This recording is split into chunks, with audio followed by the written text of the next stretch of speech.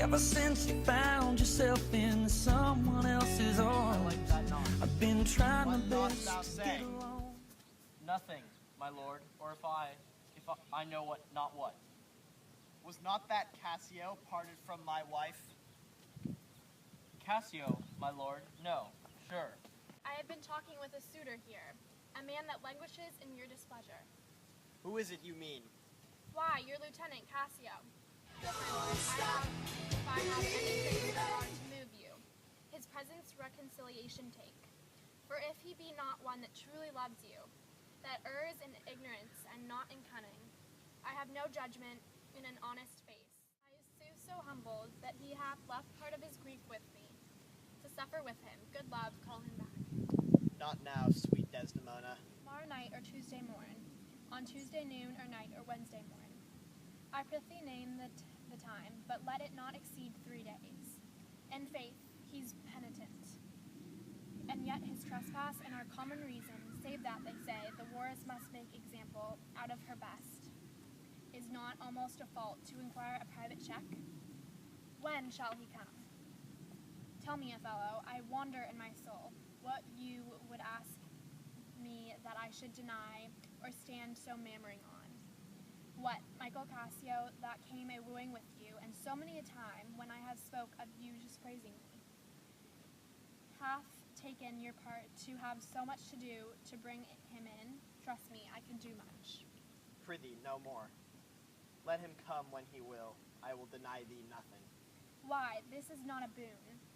'Tis as I should entreat you wear Tis I should entreat you wear your gloves, or feed on nourishing dishes, or keep you warm, or sue to you to do peculiar profit to your own person.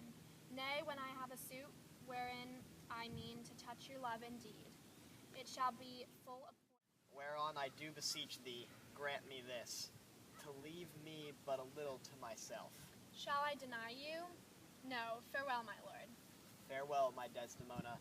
I'll come. What dost thou say, Iago? Did Michael Cassio, when you wooed my lady, know of your love? He did, from first to last. Why dost thou ask? But for a satisfaction of my thought, no further harm. Why of thy thought, Iago? I did not think he had been acquainted with her. Oh yes, and went between us very oft.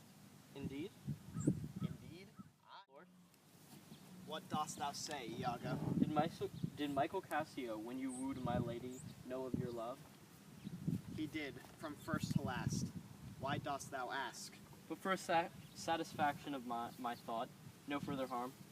Why of thy thought, Iago? I did not think he had been acquainted of her. Oh yes, and went between us very oft. Indeed?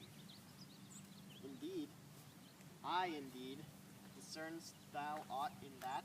Is he not honest? Honest, my lord. Honest, honest. My lord, for aught I know. What dost thou think? Think, my lord. Think, my lord? Alas, thou echoest me as if there were some monster in thy thought too hideous to be shown. Thou dost mean something. I heard thee say, even now thou likest not that when Cassio left my wife. What didst not like? And when I told thee he was of my counsel, of my whole... My lord, you know I love you. I think thou dost. And for I know thou art full of love and honesty, and weighest thy words before thou givest them breath. Therefore these stops of thine fright me the more, for such things are tricks of custom, but in a man that's just, they are close dilations, working from the heart, that passion cannot rule. Be what they seem, or those that not be, would they might seem none. Certain men should be what they seem. Why then, I think Cassio's an honest man. Nay, yet there's more in this. I prithee speak to me as to thy thinkings, as thou dost ruinate and give thy worst of thoughts, the worst of words. Good my lord, pardon me.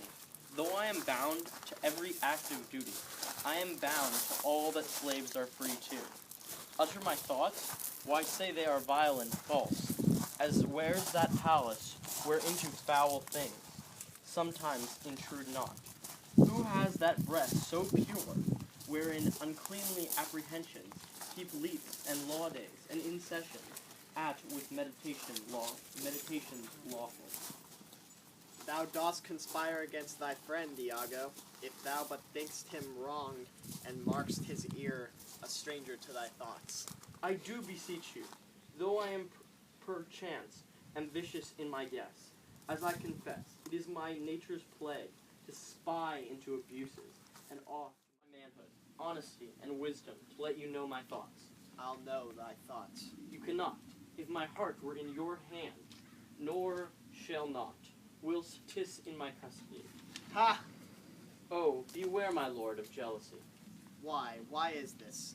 Thinkest thou I'd make a life of jealousy, to follow still the changes of the moon with fresh suspicions? No, to be once in doubt is to be resolved. Exchange me for a goat, when I shall turn the business of my soul, such suffocate and blowed surmises, matching thy inference. Tis not to make me jealous, to say my wife is fair, feeds well, loves company, is free of speech, sings, plays, and dances.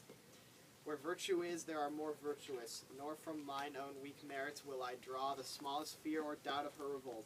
For she had eyes and chose me. No, Iago, I'll see before I doubt. When I doubt, prove, and on the proof there is no more but this. Away at once with love or jealousy. I am glad for this, for now I shall have reason to show the love and duty that I bear you with franker spirit. Therefore, as I am bound, receive it from me. I speak not yet of proof. Look to your wife. Observe her well with Cassio. Wear your eyes thus. She did deceive her father, marrying you, and then she seemed to shake and fear your looks. She loved them most. And so she did. Why go to then? She, that so young, could give out such a seeming, to seal her father's eyes up close as oak. He thought 'twas witchcraft, but I am much to blame. I humbly do beseech you of your pardon, for too much loving you. I am bound to thee forever. I see this hath a little dashed her spirits. Not a jot, not a jot. Trust me, I fear it has. I hope you will consider what is spoke comes from my love. But I do see your mood. I am to pray you do not strain my speech to grosser issues, nor to larger reach than to suspicion. I will not. Not much moved. I do not think but Desdemona's honest. Long live she so, and long live you to think so. And yet how nature, erring from itself. Aye, there's the point, as to be bold with you. Nor not to affect many proposed matches of her own climate, complexion, and degree, whereto we see in all things nature tends. Foe, one may smell in such a wild most rank, foul disproportion, thoughts unnatural, but pardon me, I do not in position distinctly speak of her, though I may fear her will, recoiling to her better judgment, may fail to match you with her country forms, and happily repent. Farewell, farewell. If more thou dost perceive, let me know more. Set on thy wife to observe. Leave me, Iago. My lord, I take my leave. Why did I marry? This honest creature, doubtless, sees and knows more, much more than he unfolds. My lord, I might entreat your honor to scan this thing no farther. Leave it to time. Although 'tis fit that Cassio have his place, for sure he fills it up with great ability. Yet, if you please to hold him off a while, you shall by that perceive him and his means. Note, Now, my dear Othello, your dinner and the generous islanders, by you invited, do attend your presence. I am to blame. Why do you speak so faintly? Are you not well? I have a pain upon my forehead, here. Why, that's with watching. 'Twill away again. Let me but bind it hard. Within this hour it will be well. Your napkin is too little.